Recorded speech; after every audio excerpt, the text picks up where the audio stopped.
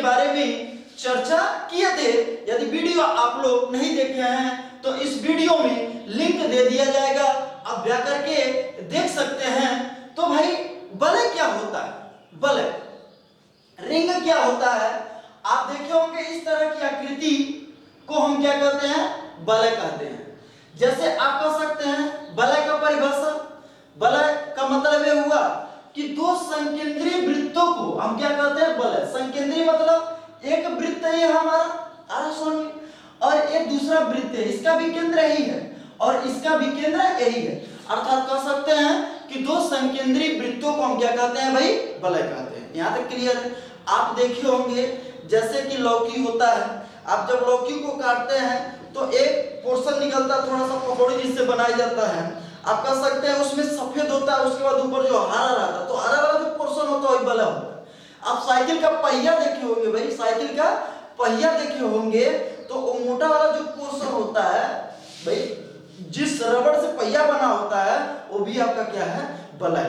Clear, समझ में आ रहा है। अब जब पेड़ कटता है तो पेड़ देखते होंगे जब कटता है तो आपका काला काला थोड़ा कत्थई कलर रहता है, बात समझ में आ रहा ना, वो भी आपका क्या है, वलय है। तो आप कह सकते हैं अगर जो ये वलय है, ये वलय है तो इसके दो त्रिज्या है। मान लीजिए हमारी पहली त्रिज्या क्या है, हमारा ये आपका छोटा वृत्त है तो छोटी त्रिज्या स्मॉल आर है, बड़ा वृत्त है तो इसकी त्रिज्या कैपिटल आर। यहां तक समझ में आ रहा है, क्लियर है, दिक्कत परेशानी नहीं है। तो पहला चीज आपका पूछता है भाई आने की मोटाई, आने की क्या पूछता है, मोटाई कहे या भी आपका क्या कहे, चौड़ाई कहे, ये आपका क्या होता है भाई, समान होता है। इसको इंग्लिश में बोलते हैं थिकनेस, अर्थात चौड़ाई के कहने का मतलब क्या है, यह कितना मोटा चौड़ा है, मतलब यह जो बाउंड्री होता है ये आपका वलय होता है। आप साइकिल का धुरा भी देखे होंगे, बस समझ में, धुरा जिसमें छर्रा लगे रहते हैं किनारे किनारे इस तरह से, आरा समझ में, ये आपका क्या है, वलय, जिसमें क्या हमारा सॉरी ये आपका क्या है, वलय। क्लियर है।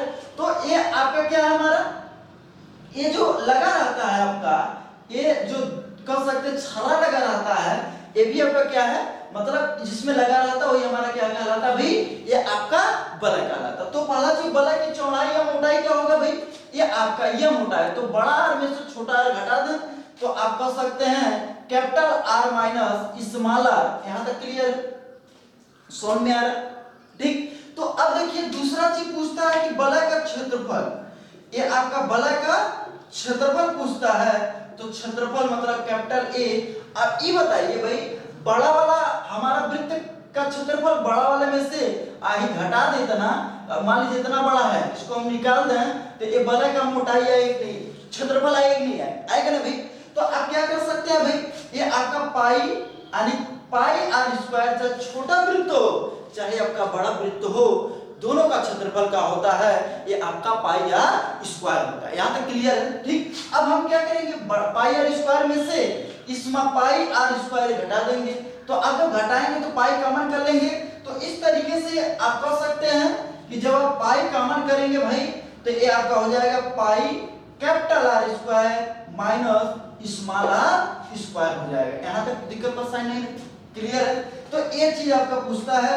तीसरा पूछता है, ये आपका बहुत ज्यादा इंपॉर्टेंट है, वेरी वेरी इंपॉर्टेंट, क्लियर है, समझ में आ रहा है। अगला क्या पूछता है भाई, अगला यहां ध्यान से समझिए, इसका परिमाप पूछता है, यानी कि परिमाप कहे या फिर आप कह सकते हैं ये आपका परिधि कहे, ये आपका क्या होता है, समान होता है। परिमाप मतलब यह बाउंड्री और अंदर वाला ये बाउंड्री, यही आपका क्या कहलाएगा, परिमाप, अर्थात वृत्त का परिधि दोनों का ज्ञात कर लीजिए, वही आपका क्या कहलाएगा भाई, आपका परिमाप कहलाएगा। भाई आपका ये छर्रा लगा है तो ये काहे रुक रहा है, क्योंकि ऊपर से घेरा गया है, ऊपर से दबाया गया और नीचे से, तभी तो रुक रहा है। तो ये आपका हो जाएगा यानी कि 2 पाई आर और ये हो जाएगा यानी कि प्लस 2 पाई स्मॉल आर।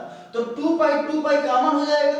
जब 2 पाई कॉमन होगा भाई तो आपका क्या हो जाएगा, यहाँ आप देखेंगे कि ये आप कह सकते हैं कि आपका हो जाएगा यानी 2 pi capital R plus small R, यही हमारा क्या कहलाएगा, यानी कि इसका क्या कहलाएगा भाई, परिमाप या परिधि कहलाएगा वलय का। यहाँ तक किसी को दिक्कत परेशानी नहीं, एक बार और समझिए या ध्यान दीजिए। ये आपका बल्ब होता है, यह जो सिर्फ पोर्शन होता है किनारे बीच में खाली, आप इसको पहन सकते हैं।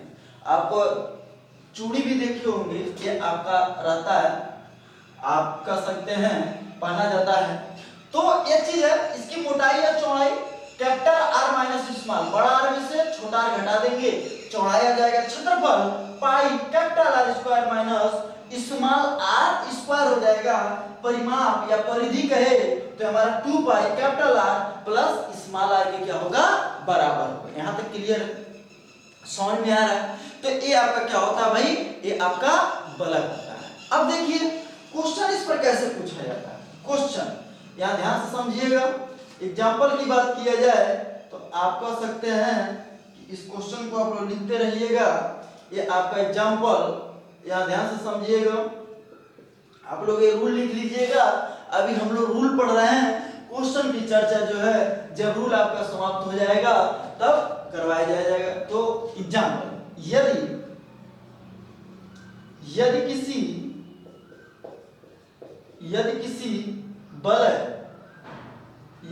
बलय की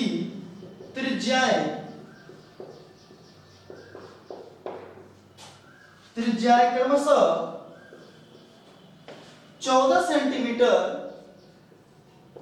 और 7 सेंटीमीटर है, तो कितने तरह का क्वेश्चन आपके एग्जाम में पूछे जाते हैं।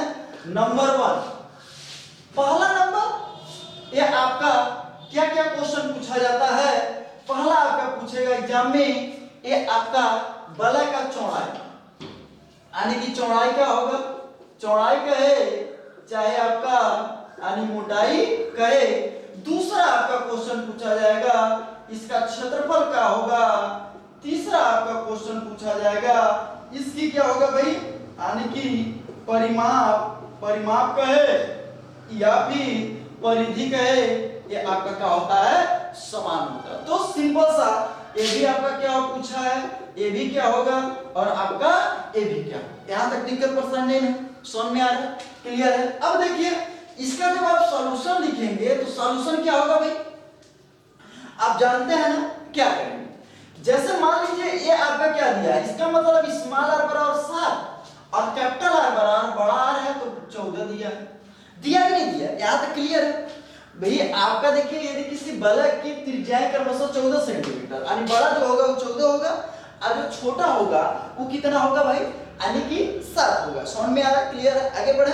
ठीक, अब देखिए चौड़ाई या मोटाई, चौड़ाई या मोटाई भाई आ रहा है, तो चौड़ाई और मोटाई क्या होगा भाई, capital R minus small R. आप कह सकते हैं डायरेक्ट घटा दीजिए, ये आप कह सकते हैं ये आपका क्या हो जाएगा, यानी कि 14, आप यहाँ यही कर लीजिए आप, यानी कि 14 माइनस 7 कर दीजिए, ये 7 सेंटीमीटर, ये आपका क्या आ जाएगा, यानी चौड़ाई का मीटर जो है वह चौड़ा है। क्षेत्रफल क्या होगा भाई, क्षेत्रफल के लिए, अब एरिया के लिए दूसरा सॉल्यूशन है, ये क्या हो जाएगा आपका क्षेत्रफल के लिए, तो ये आपका pi capital R square minus small R square. तो कैपिटल आर स्क्वायर मतलब 14 का स्क्वायर माइनस 7 का स्क्वायर, यहां तक क्लियर है। ठीक, अभी बताइए पाई का मान क्या होता है, पाई का मान होता है 22/7। अब यहां से लगाने के लिए दो तरीका है। पहला तरीका, या तो आप 14 का वर्ग कर दीजिए, भाई 14 का वर्ग कर दें, 7 का वर्ग कर दें, जो मान आएगा घटा देंगे, ये आपका 7 से भाग कर देंगे और जो मान आएगा गुणा कर देंगे, वही आपका आंसर हो। या एक बार इसको जोड़ दें और एक बार क्या कर दें, घटा दें। आ रहा समझ में, एक बार इसको सटा दे, एक बार हटा। तो आप कह सकते हैं 14 और 7 मिलकर कितना आ जाएगा, 21। आई क्या कर देंगे, 14 में 7 जाएगा 7, इसको काट दीजिए, ई का हो जाएगा, गुणा कर दीजिए भाई, गुणा कीजिए। तो आप जानते हैं ना जब गुणा करेंगे तो यानी कि 21 गुना 42 का 2 होगा ना, 21 गुना 42 और 42 4 कितना आ जाएगा, 4 हासिल होगा, 42 4 46, 462 वर्ग सेंटीमीटर, ये आपका क्या आ जाएगा भाई, ये आपका आंसर आ जाएगा। क्लियर है, महसूस कर रहे हैं, समझ में आ रहा है। तो ये आपका हो गया। तीसरा पॉइंट क्या है, तीसरा ये आपका कह सकते हैं परिमाप, यानी परिमाप या परिधि। तो आप क्या करेंगे भाई, बोलिए परिमाप या परिधि, तो 2 लिखेंगे अपने तरफ से अब पाई का वैल्यू कहाँ होता है भाई, यानी कि पाई का जो मान होता है ये 22/7 होता है। कैपिटल आर प्लस स्मॉल, तो कैपिटल आर प्लस स्मॉल मतलब 14 और 7, तो 14 और 7 जोड़ दीजिए, चूंकि capital R plus small R, भाई 14 और 7 मिलकर क्या होगा, ये आपका 21 होगा। इसको काट दीजिए, 7 × 21, आप पहले इसमें गुणा कर लीजिए, तो 3 दूनी 6, अब 6 गुणे 22, तो 22 बचे 110, 22 छक्का 132 सेंटीमीटर, ये आपका क्या आ जाएगा, ये आपका वलय का परिमाप या परिधि आ जाएगा। यहाँ तक किसी को दिक्कत परेशानी नहीं, आप लोग इसको लिखते रहिएगा, और वीडियो पसंद आ रहा है तो इसे लाइक जरूर कीजिएगा। आगे बढ़ते हैं हम लोग, तो हो गया होगा।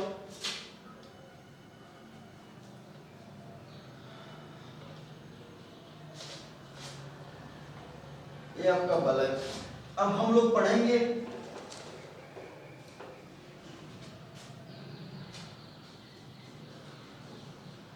हो गए। अब हम लोग पढ़ेंगे भाई, ये आपका क्या पढ़ेंगे, हो गया त्रिज्य खंड। क्या पढ़ेंगे भाई, त्रिज्य खंड।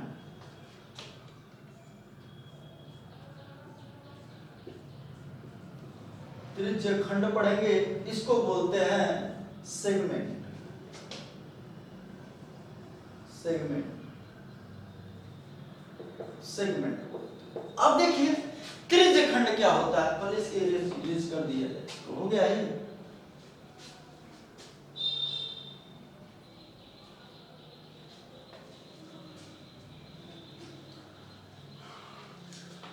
आप लोग इसको लिख लीजिएगा, आगे बढ़े हम लोग।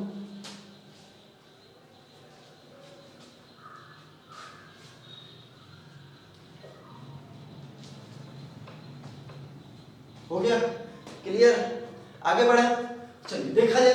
अब देखिए त्रिज्य खंड क्या होता है, त्रिज्य खंड किसे कहते हैं, यहां ध्यान से समझिएगा। नाम से पता चल रहा है कि भाई त्रिज्य खंड कहने का मतलब ये है कि आपका जो त्रिज्या के द्वारा खंड किया जाता है उसी को हम क्या कहते हैं, त्रिज्य खंड कहते हैं। तो आप सिंपल जानिए, मान लीजिए ये आपका कोई वृत्त है, इंपॉर्टेंट है, ये आपका क्या है भाई, ये आपका बड़ा सा वृत्त, क्लियर है। तो अब देखिए यहां ध्यान से समझिएगा, इसका सेंटर होगा कि नहीं होगा भाई, इसका सेंटर होगा ना, इसका सेंटर होगा, इसका मतलब केंद्र होगा।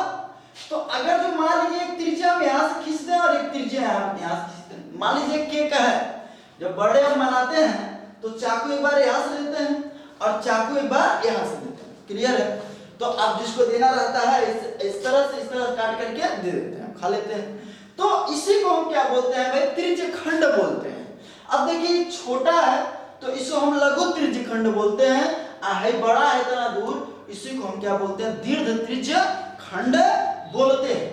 अब मान लीजिए ओ केंद्र है इसका, ये आपका ओ ए बी, या मान लीजिए इसका कोण होगा कि नहीं होगा, कुछ झुका होगा, तो यही हमारा क्या कहलाएगा, अगर जिसको ले लिया जाए तो ये आपका जो बाउंड्री है यही आपका क्या कहलाएगा भाई, ये आपका त्रिज्य खंड होगा, क्लियर है। अब देखिए, अब यहां ध्यान दीजिए, इसको हम क्या बोलते हैं, यानी कि यहां से यहां तक जो लाइनिंग होता है भाई, इसको हम बोलते हैं चाप बोलते हैं भाई, चाप का बोलते हैं भाई, चाप। इंग्लिश में इसको आर्क बोलते हैं, ARC आर्क बोलते हैं। अब देखिए आपकी एग्जाम में जो है कितने तरह के क्वेश्चन त्रिज्य खंड से बनते हैं, आइए हम लोग चर्चा करते हैं। पहला आपका कहता है कि त्रिज्य खंड का क्षेत्रफल, ये आप सॉरी क्षेत्रफल, एरिया पूछता है, एरिया यानी इसका क्षेत्रफल क्या होगा। तो कुछ नहीं करना है आपको, आप महसूस कर सकते हैं, आप जानते हैं कि भाई इसका एरिया क्या होगा, इसका क्षेत्रफल क्या होगा। तो कुछ नहीं, बताइए वृत्त का क्षेत्रफल क्या होता है, पढ़ाया गया था कि भाई वृत्त का, पूरा वृत्त का क्षेत्रफल क्या होता है, pi r square, pi r square, clear है।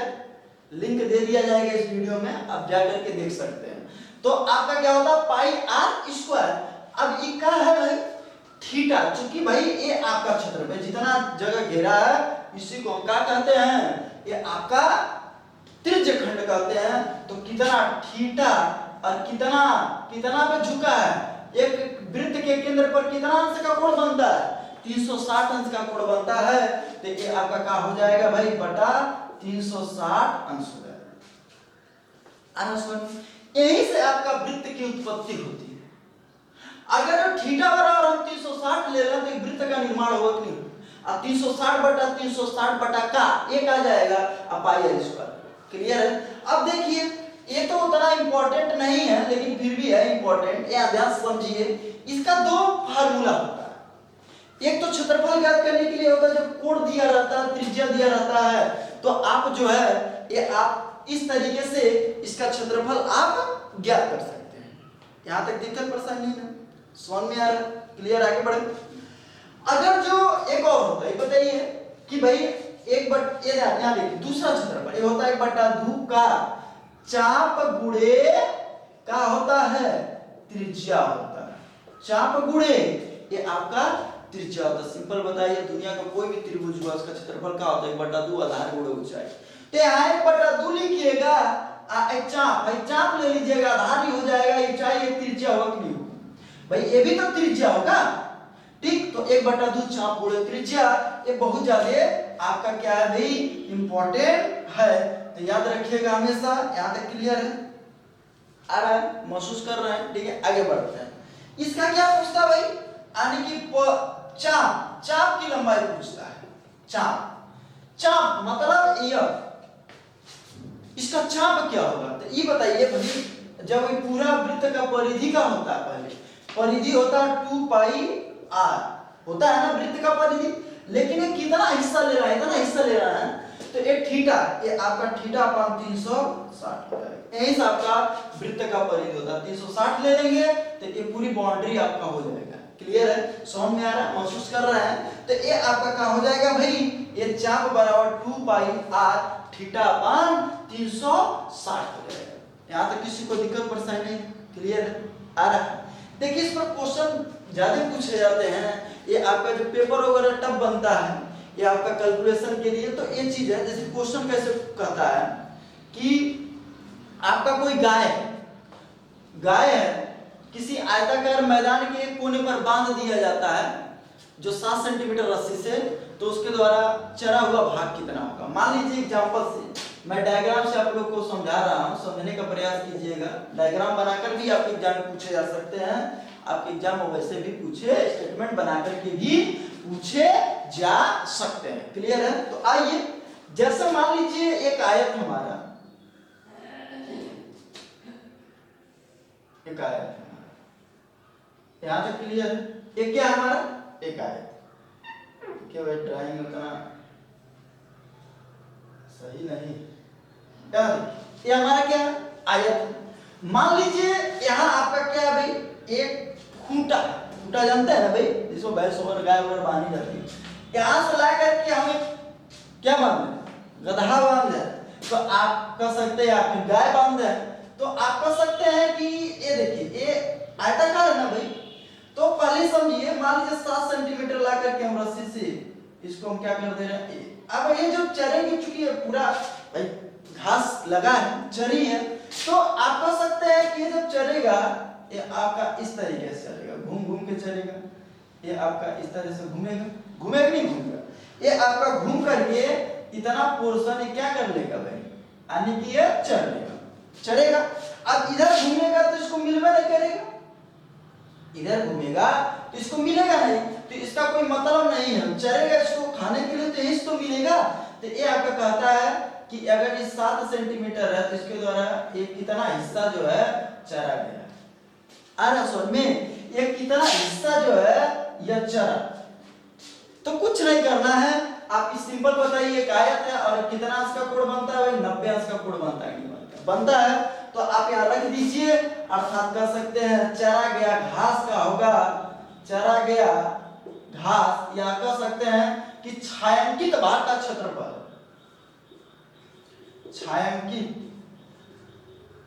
भाग का क्षेत्रफल ये आपका क्या होगा, क्या होगा भाई, ये आपका कह सकते हैं कि pi r square theta, theta upon 360 होता है।